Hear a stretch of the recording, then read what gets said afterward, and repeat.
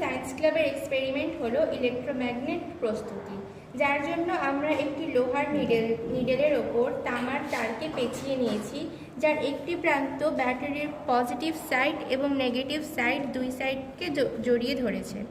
এর ফলে ব্যাটারির পজিটিভ সাইড থেকে ইলেকট্রিক প্রবাহিত হচ্ছে এবং ব্যাটারির নেগেটিভ সাইডে যাচ্ছে, যার জন্য এই নিডেলের মধ্যে একটি ক্লোজ সার্কিট তৈরি হয়েছে, যার ফলে এটি একটি চৌম্বকে পরিণত হয়েছে।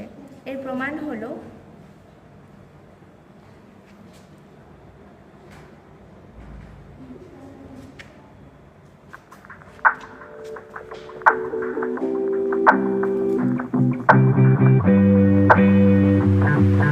Thank you.